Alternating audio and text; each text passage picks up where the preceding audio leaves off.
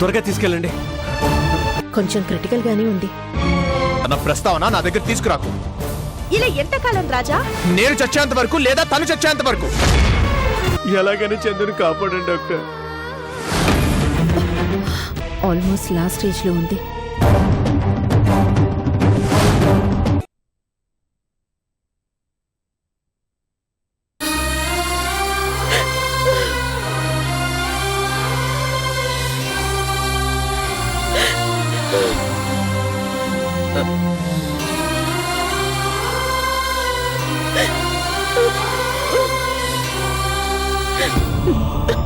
చందు,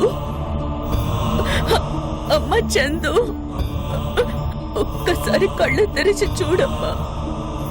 నీ పెద్దమ్మ నచ్చానమ్మా. లేమ్మా, లే. చందు, చందు, ఒక్కసారి చూడు చందు. చందు వదిన, తను స్పృహలో లేదు వదిన. అసలు కళ్ళు తెరుస్తుందన్న నమ్మకం కూడా లేదు. అసలు నువ్వు మనిషివేనా? తనకింత జబ్బు చేస్తే కనీసం నాతో ఒక్క మాట అయినా చెప్పాలనిపించలేదా? పెద్దమ్మ పెద్దమ్మ అంటూ నా చుట్టూ తిరిగిందే. అమ్మ తర్వాత అమ్మలా అనిపిస్తుంది పెద్దమ్మ నీతో మాట్లాడితే అనేదే. మరి ఈ అమ్మను ఎలా మోసం చేయగలిగారు? చెప్పి మీ అందరినీ ఏడిపించడం ఇష్టం లేకే వదిన. ఎందుకేనా నా దగ్గరికి రావటం తగ్గించింది? ఎందుకేనా రాజాతో కాపురం వద్దని గొడవ పడింది?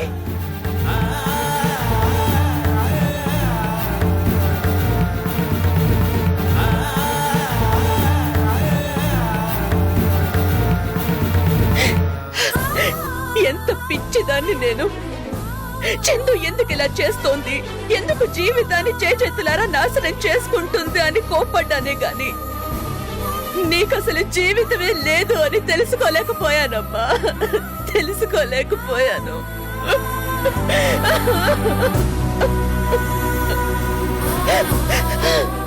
ఎన్ని మాటలన్నాను, ఎంత అపార్థం చేసుకున్నాను. ప్రతి మాటలోనూ నేను ఉండనుగా అంటుంటే ఏదో అనుకున్నాను గాని ఇలా జరుగుతుందా అనుకోలేదు. లేమ్మా చందు, లేమ్మా చందు. ఈ అమ్మతో ఒక్కసారి మాట్లాడు. కళ్ళు తెరిచి ఈ అమ్మని చూడు. లేమ్మా చందు, లేమ్మా చందు, లే. చందు లేమ్మా, లేమ్మా.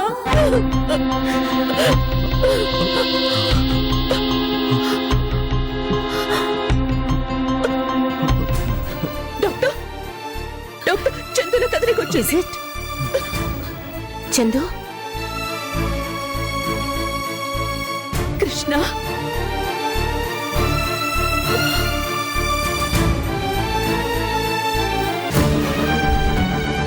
మేడం మీరు అలాగే పిలవండి.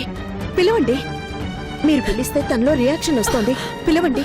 చందు, చందు, నేనమ్మా మీ పెద్దమ్మనొచ్చాను. లేమ్మా చందు, లేమ్మా చందు, మీ పెద్దమ్మనొచ్చాను. చూడమ్మా, నన్ను చూడు. నేనమ్మా చందు. మేడం మీరు పిలవండి. చందు, చందు, లేమ్మా చందు, నేనమ్మా. ఒక్కసారి లేమ్మా చందు. నేనమ్మా పెద్దమ్మని. చందు, నేనమ్మా పెద్దమ్మనొచ్చాను. లేమ్మా చందు, చందు, చందు, లేమ్మా చందు.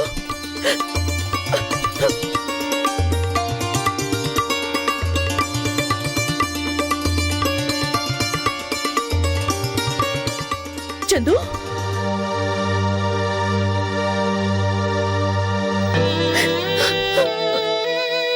చందు, లేమ్మా.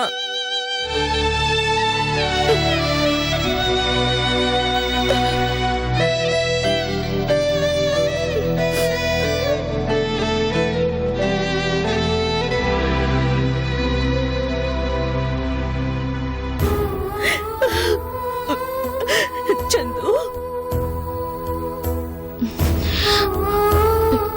పెద్దమ్మా,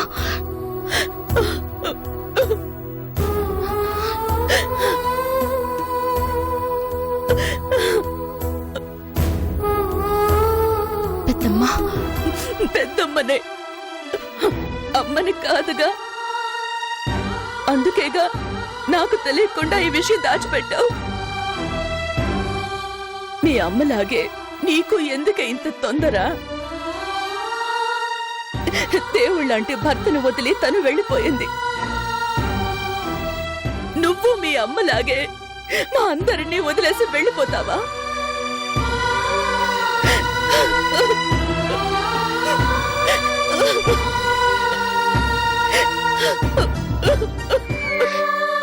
ఏడవకు పెద్దమ్మా, ఎందుకే చెప్పలేదు? నేనంటే ప్రాణం కదా నీకు. ఈ నిజం నీకు తెలిస్తే తట్టుకోలేవని చెప్పలేదు. నువ్వు వయసులో చిన్నదానివి అయినా చాలా పెద్ద మనసే నీది. అందుకే మా అందరికంటే ముందే వెళ్ళిపోతున్నావు కదూ. దీనికోసమే కదా రాజాని కాదనుకున్నావు. దీనికోసమే కదా మీ నాన్నకి జయంతినిచ్చి పెళ్లి చేయాలనుకున్నావు.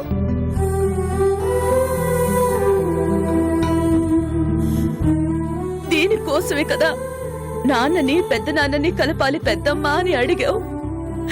అందరికీ అన్ని ఇచ్చి అందరికీ దూరం అయిపోదాం అనుకున్నావా? వదినా, దయచేసి ఈ విషయం మాత్రం ఎవరికి చెప్పొద్దు.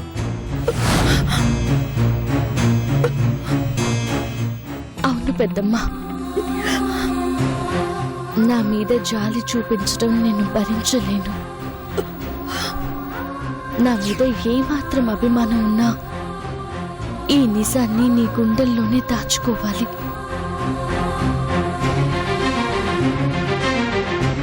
ప్లీజ్ పెద్దమ్మా, ప్లీజ్. చందు,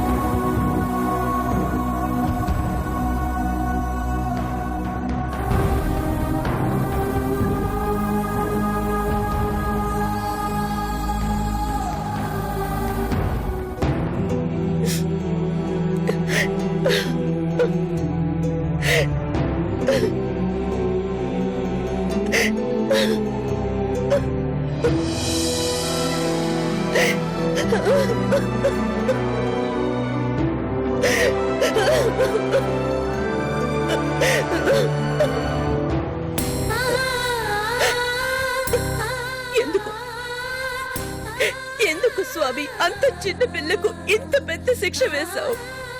ఏం తప్పు చేసింది?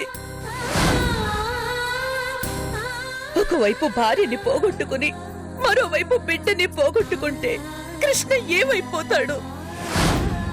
ఎందుకు ఆ కుటుంబం మీద అంత కక్ష కట్టావు? వద్దు స్వామి, ఇప్పటికి ఏడ్పించింది చాలు. తనని బ్రతికించు. నువ్వు తలుచుకుంటే ఏదైనా చేయగలవు. రోగాలతో రుష్టులతో చావు ఎప్పుడొస్తుందా అని ఎదురు చూసే వాళ్ళకి ఆయుష్ పెంచి ఇలాంటి పసిబిడ్డల్ని తీసుకువెళ్ళటం అన్యాయం స్వామి.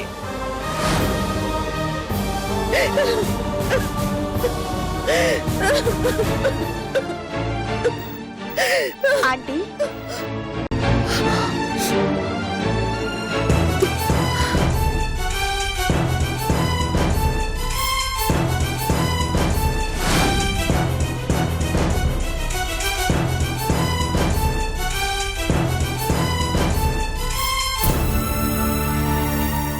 మాధవి, నువ్వా?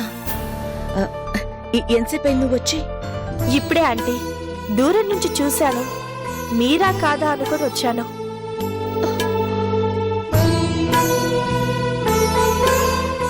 ఏంటంటీ చందు గురించి మొక్కుకుందామని వచ్చారా?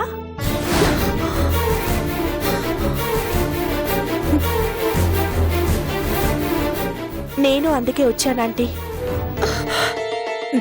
నువ్వు కూడానా? అంటే నీకు చందు ప్రవర్తన ఏమీ అర్థం కావడం లేదాంటీ.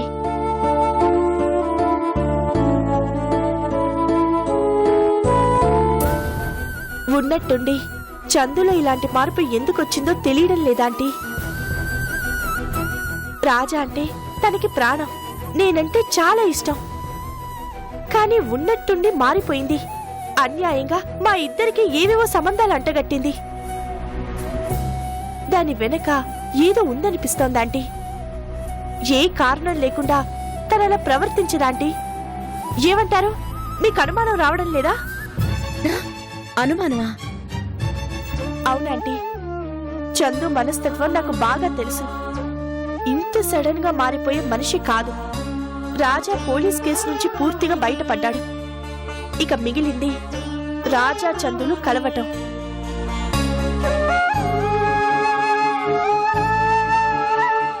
చందు మనసు మార్చి రాజాతో హాయిగా ఉండేలా దీవించమంటూ ఆ దేవుణ్ణి కోరుకుందామని వచ్చానంటీ.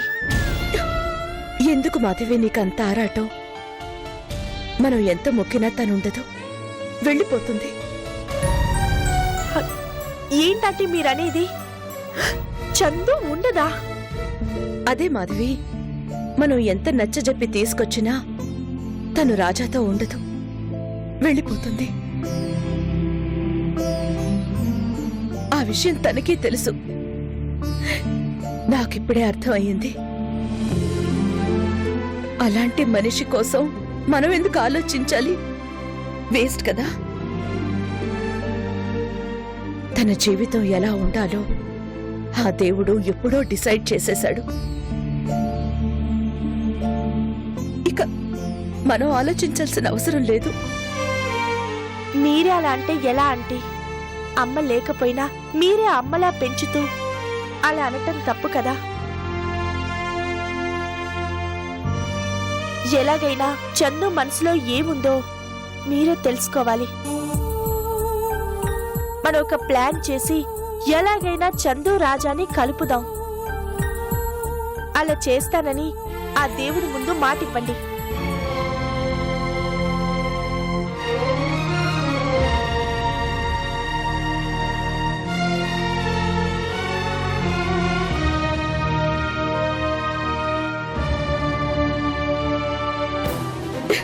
నేను ఎవరికి ఏ మాట ఇవ్వలేని స్థితిలో ఉన్నానమ్మా.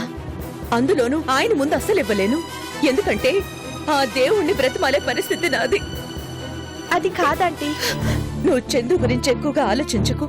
దేవుడి దగ్గర తన గురించి మొక్కుకుని ఆయన ఇబ్బంది పెట్టుకమ్మా. ఎవరి కోరిక తీర్చాలో తెలియక ఆయన ఏది చేయకుండా వదిలేస్తాడు. చందుకి అది మంచిది కాదు, అది గుర్తుపెట్టుకో. ఆంటీ, ఆంటీ,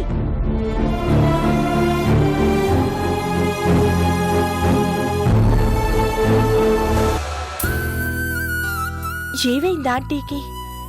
ఎప్పుడు లేంది ఎందుకు ఇలా మాట్లాడుతోంది?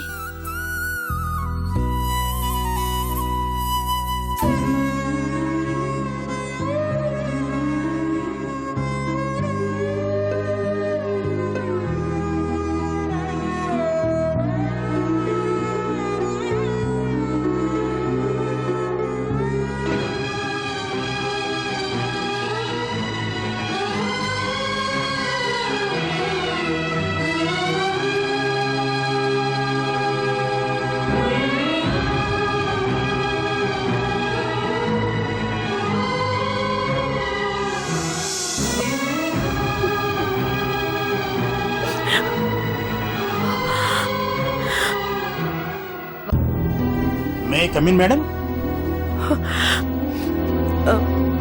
కమింగ్.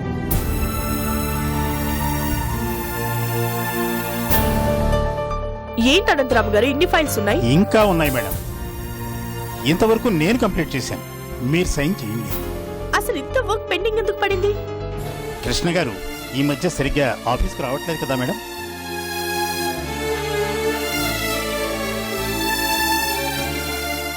అసలు వస్తారో రారో కూడా తెలియట్లేదు మేడం. మరీ ఎమర్జెన్సీ అనుకున్నవి మాత్రం నేను పూర్తి చేశాను. ఇంకా చాలా వర్క్ అలా పెండింగ్లోనే ఉంది. మీరు ఒకసారి కృష్ణ గారితో మాట్లాడాలి. నేను మాట్లాడతాను. Excuse me.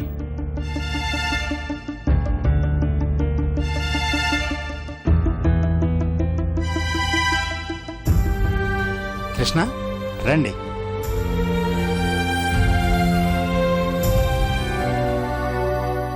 మీ గురించే మేడం గారు నేను డిస్కస్ చేసుకుంటున్నాం. ఈ మధ్య మీరు రెగ్యులర్గా ఆఫీస్కు రావట్లేదు. ఇదిగో మీ వర్క్ అంతా నా మీద పడింది. దాని గురించే మాట్లాడుతున్నాను.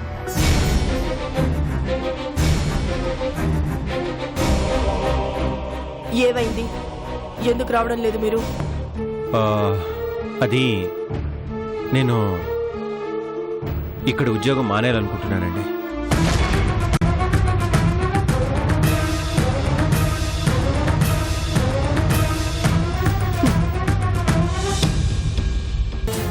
ఎందుకు కృష్ణ, ఏమైంది? ఇక్కడ మీకు ఏదైనా ఇబ్బందిగా ఉందా, లేక ఇంకేమైనా ప్రాబ్లమా? లేదండి, అదేం లేదు. మరి ఎందుకు మానేస్తున్నారు? పోనీ శాలరీ ఏమైనా ఎక్కువ ఎక్స్పెక్ట్ చేస్తున్నారా? అలాంటిది ఏమైనా ఉంటే చెప్పండి, మేడం గారి ముందే మాట్లాడదాం. మీలాంటి ఎఫిషియెంట్ పర్సన్కి శాలరీ పెంచడంలో తప్పేమీ లేదు. ఏమంటారు మేడం? నో నో నో, అలాంటి ఉద్దేశం ఏం లేదు. మరి ఎందుకు మానేయాలనుకుంటున్నారు? నాకు వేరే కమిట్మెంట్ ఉంది, అందుకే మానేకి తప్పడం లేదు. ఇది నా రిజిగ్నేషన్ లెటర్, తీసుకోండి.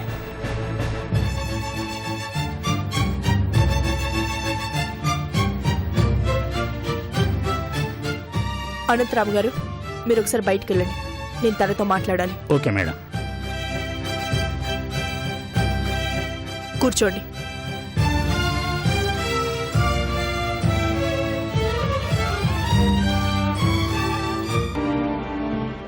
ఎందుకు జాబ్ మానేస్తున్నారు? నా వల్లే కదూ? నేను అలా అడగడం వల్లే కదూ? కేవలం నా అభిప్రాయం నేను చెప్పాను, మీ నిర్ణయం మీరు చెప్పారు. అంతటితో అయిపోయింది. That's all. దానికి జాబ్ మానేయటం ఎందుకు?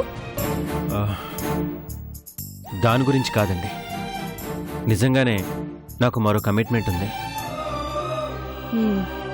ఒకవేళ మీరు నన్ను పదే పదే కలవటం మీకు అంబ్రేజింగ్గా అనిపించవచ్చు అనుకుంటాను.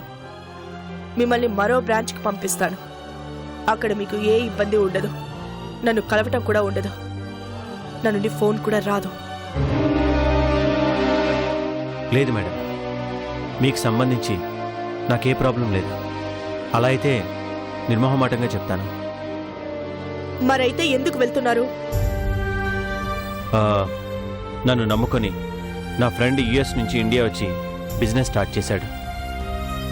ఇప్పుడు నేను రాకపోతే తను తిరిగి యుఎస్ వెళ్ళిపోతానంటున్నాడు. అందుకే నేను వెళ్లాల్సిన పరిస్థితి. మిమ్మల్ని నమ్ముకున్న వాళ్ళకి మీరు బాగానే న్యాయం చేస్తారు. మరి నాకెందుకు అన్యాయం చేస్తున్నారు?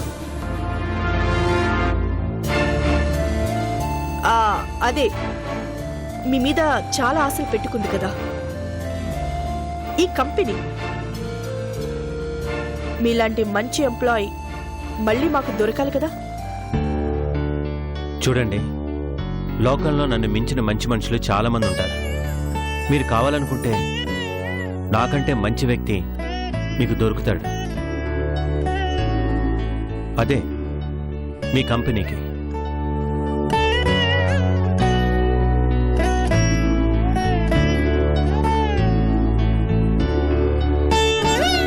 ట్రై చేయండి మేడం. మీరు మనసు పెడితే మంచి వ్యక్తి మీ కంపెనీకి దొరుకుతాడు, అలాగే మీకు దొరుకుతాడు.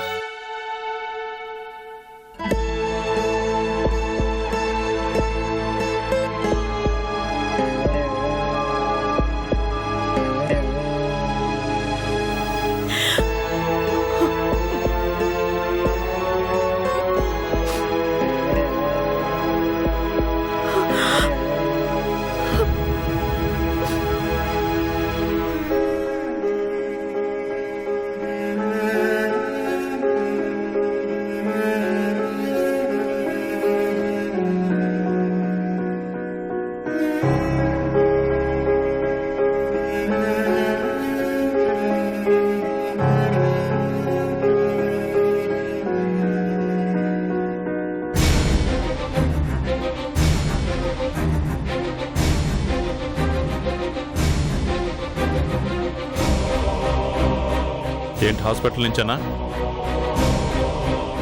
అడుగుతోంది నిన్నే. ఏ వినపడడం లేదా? లేక వినిపించుకోవడం లేదా? ఏమడిగారు? అంటే పట్టించుకోలేదన్నమాట. నా మాటలు ఎందుకు పట్టించుకుంటావు? ఇంతకీ నువ్వు వస్తుంది హాస్పిటల్ నుంచేనా? ఎలా ఉంది తనకి? ఎవరికి? ఇంకెవరికి? బెనర్జీకి. ఎలా ఉంది? తగ్గిందా? డబ్బులు అడ్జస్ట్ అయ్యాయా? ఇంటికి ఎప్పుడు తీసుకొస్తున్నారంట? సమాధానం చెప్పు. ఏం చెప్పాలి? ఏం చెప్పాలి? ఎంతసేపు డబ్బు డబ్బు డబ్బు డబ్బు తప్ప మీకు ఇంకో ప్రపంచమే లేదా? మీకు సాయపడ్డానికి అందరూ కావాలి, కానీ ఎవరికైనా కష్టం వస్తే మీరు పట్టించుకోరు. బెనర్జీని చూడడానికి రమ్మంటే ఎందుకు రాలేదు? రాని వాళ్ళకి తను ఎలా ఉంటే ఎందుకు? ఏం జరిగితే మీకెందుకు? ఏయ్, ఏమైంది నీకు? ఎందుకు అరుస్తున్నావు? అరుస్తున్నానా? నా అరుపులే మీకు వినిపిస్తున్నాయి కానీ మీరు చేసింది మీకు అర్థం కావడం లేదు. అందరినీ పోగొట్టుకోండి. అయిన వాళ్ళని, స్నేహితుల్ని, చుట్టాల్ని, రక్తం పంచుకుని పుట్టిన బిడ్డని, తోడు పుట్టిన తమ్ముణ్ణి అందరినీ పోగొట్టుకోండి. డబ్బునొక్కదాన్నే చేరదీయండి. మనిషి పోయాక కట్టెలతో తగలేస్తారు గాని డబ్బుతో తగలేరండి. ఏంటి, నీకేమన్నా పిచ్చి పట్టిందా? ఎందుకు ఇలా మాట్లాడుతున్నావు? అవును, పిచ్చే. మీకు డబ్బు పిచ్చి పట్టింది కదా, నాకు అలాగే పిచ్చి పట్టింది. మీతో కాపురం చేసి చేసి ఏదో ఒక రోజు నాకు నిజంగానే పిచ్చెక్కేలా ఉంది. కానీ ఒక్కటి మాత్రం గుర్తుంచుకోండి, ఎన్ని కోట్లు సంపాదించినా మనల్ని మోసుకుని వెళ్ళటానికి నలుగురు మనుషులే కావాలి. వాళ్ళని సంపాదించుకుంటే అదే సంపదండి. కోట్లు గుమ్మరించిన ఓ మనిషి ఆయుష్ని కొనలేరు. అది తెలుసుకోండి.